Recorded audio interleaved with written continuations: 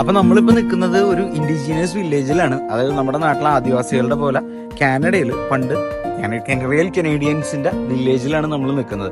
അപ്പൊ അവര് ഈ ഇങ്ങനെ നടക്കുന്ന ആൾക്കാരാണ്. അതായത് നമ്മളെപ്പോലെ വണ്ടികളിൽ യാത്ര ചെയ്യുന്നതിലും കൂടുതൽ അവര് എപ്പോഴും നടന്ന് കാൽനടയായിട്ട് ഒരുപാട് മലകളും കുന്നുകളൊക്കെ താണ്ടി നടക്കുന്ന ആൾക്കാരാണ്.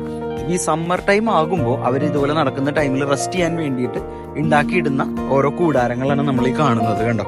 അപ്പൊ ഈ കൂടാരം നമുക്ക് അതിന്റെ ഉള്ളിൽ കയറി കാണാം എന്താണെന്നുള്ളത്. കണ്ടു, ഇത്രയും നല്ല വെയിലത്ത് ഇപ്പൊ ഞാൻ ഇതിന്റെ ഉള്ളിൽ കയറി നിന്നിട്ടും നല്ല ഷെയ്ഡ് ഉണ്ട്. നമുക്ക് പുറത്ത് നിൽക്കുമ്പോൾ നമ്മുടെ സ്കിന്നിനൊക്കെ പൊള്ളല് തോന്നുന്നുണ്ടെങ്കിലും ഇതിന്റെ ഉള്ളിൽ വന്നു കഴിയുമ്പോൾ ഭയങ്കര ഒരു കൂളിംഗ് ആണ്. അപ്പോൾ അത് ചിലപ്പോൾ ഈ മെറ്റീരിയലിന്റെ ആയിരിക്കാം, ഈ സ്ട്രക്ചറിന്റെ ആയിരിക്കാം, അതെന്താണ് അതിന്റെ ഒരു ഇത് നമുക്കറിയത്തില്ല. പക്ഷെ എങ്കിൽ തന്നെ നല്ലൊരു കൂൾ അറ്റ്മോസ്ഫിയർ ആണ് ഇതിന്റെ ഉള്ളിൽ.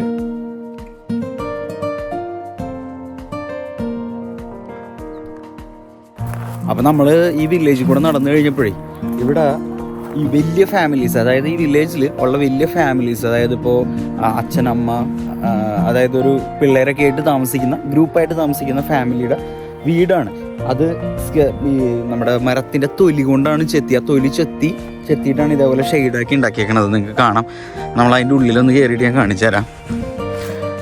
വാവ്, അടിപൊളി കേട്ടോ. ഇത് കണ്ടോ, മേളിൽ നിന്ന് ഇതിങ്ങനെ മേളിൽ റെയിനുള്ള സമയത്ത് ഇവരിവിടെ ഷീറ്റ് ഇടും എന്നാണ് അവിടെ എഴുതി വെച്ചേക്കണത്. അത് കണ്ടോ, ഫുള്ള് ഈ വുഡിൻ്റെ സ്കിന്നാണ്. വുഡിൻ്റെ സ്കിന്ന് കൊണ്ട് ചെത്തി ഇങ്ങനെ ഷെയ്ഡാക്കി വെച്ചിട്ട് നമ്മുടെ നാട്ടിൽ ഓട് നിരത്തണത് പോലെ ഈ നീട്ടത്തിൽ ഉള്ള വുഡിൻ്റെ സ്കിന്ന് പീൽ ചെയ്തെടുത്തിട്ട് അത് വെച്ചിട്ടാണ് ഇവർ ഇത് ചെയ്തുണ്ടാക്കിയേക്കണത്. അപ്പോൾ ഇപ്പോൾ ഇവിടെ ഇത് യൂസ് ചെയ്യാനുള്ള ആൾക്കാർ, ഇപ്പോൾ ജസ്റ്റ് ഒരു ഡെമോൺസ്ട്രേഷൻ മാത്രമാണ്. ആൾക്കാർ യൂസ് ചെയ്തിരുന്ന സമയത്ത് ഇവിടെ ഇതേപോലെ വന്ന് അവർ ഇതേപോലെ തട്ടുകൾ ഉണ്ടായിരുന്നു എന്നാണ് പറയപ്പെടുന്നത്. ഈ ഒരു സ്ഥലങ്ങളിലൊക്കെ അവർ തട്ടടിച്ചിട്ട് ബെഡ് പോലെ കിടക്കാനും കാര്യങ്ങൾക്കൊക്കെ ആയിട്ട് ചെയ്തിരുന്നു എന്നാണ് പറയപ്പെടുന്നത്.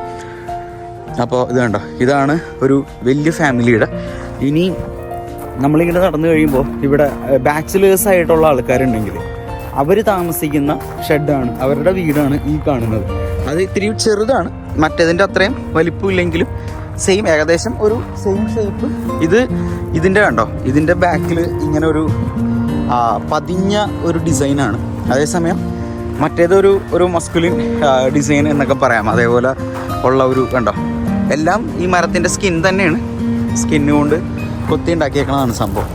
അപ്പോൾ നമ്മൾ ഇനി കാണാൻ പോകുന്നത് ഓവനാണ്. പണ്ടത്തെ, ഇന്ന് ഇലക്ട്രിക് ഓവൻസ് ഒക്കെ വന്നു. ഇത് പണ്ട് കാലങ്ങളിൽ ഇൻഡിജിനിയസ് ആയിട്ടുള്ള ആൾക്കാർ ഉപയോഗിച്ചിരുന്ന ഇത് കണ്ടോ, ഫിഷ് ഓയിൽ ഓവൻ എന്നാണ് ഇതിനറിയപ്പെടുന്നത്.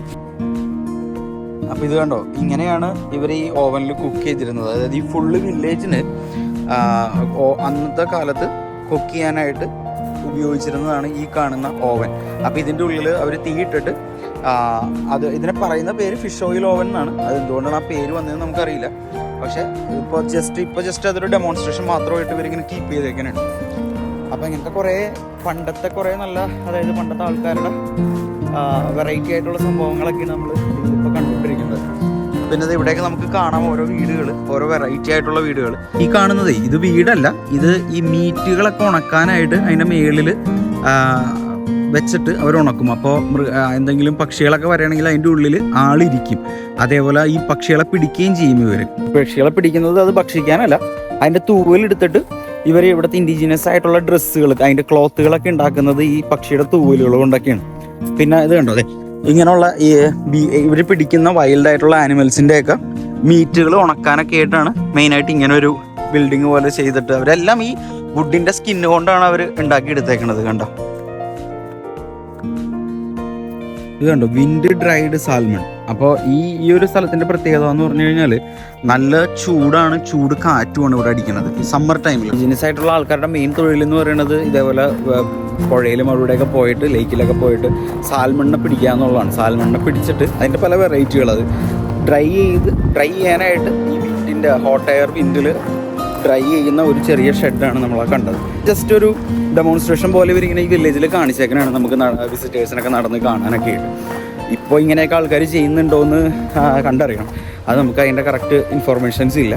പക്ഷേ ഇപ്പോഴും ഉണ്ടാവാം, കാരണം പല സ്ഥലങ്ങളിലും ഗവൺമെൻറ് ഇൻഡിജീനിയസിനായിട്ട് സെപ്പറേറ്റ് സ്ഥലങ്ങൾ കൊടുത്തിട്ടുണ്ട്. അപ്പോൾ അവിടേക്ക് ഇപ്പോഴും ആൾക്കാർ ചെയ്യുന്നുണ്ടാവും എന്ന് നമ്മൾ വിശ്വസിക്കുന്നു.